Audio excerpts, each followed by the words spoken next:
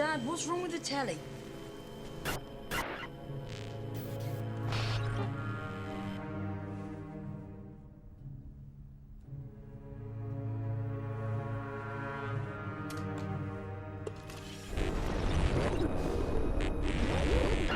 Good evening, London.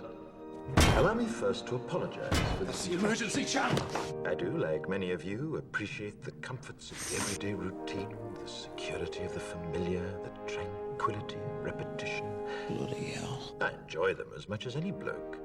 But in the spirit of commemoration, Who's that, Mum? whereby those important events of the past, usually associated with someone's death or the end of some awful bloody struggle, are celebrated with a nice holiday, I thought we could mark this November the 5th, a day that is sadly no longer remembered, by taking some time out of our daily lives to sit down and have a little chat.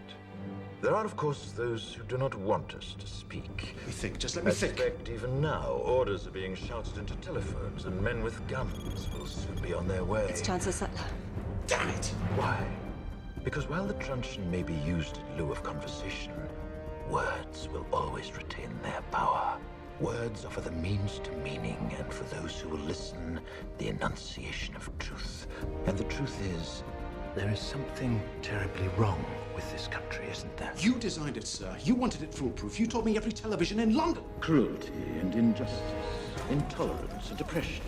And where once you had the freedom to object, to think and speak as you saw fit, you now have censors and systems of surveillance coercing your conformity and soliciting Cameras. your submission. We need cameras. How did this happen? Who's to blame?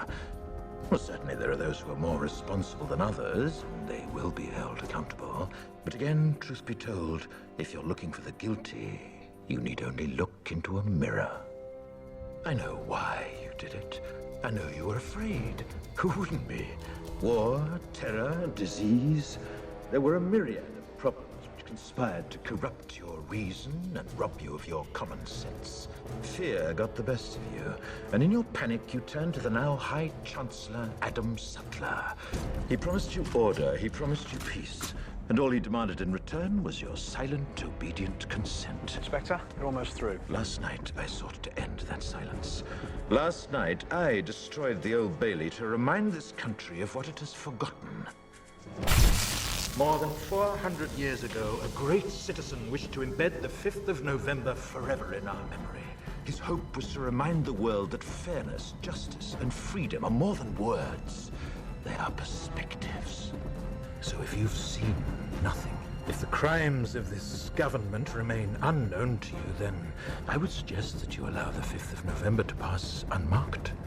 But if you see what I see, if you feel as I feel, and if you would seek as I seek, then I ask you to stand beside me 1 year from tonight, outside the gates of Parliament.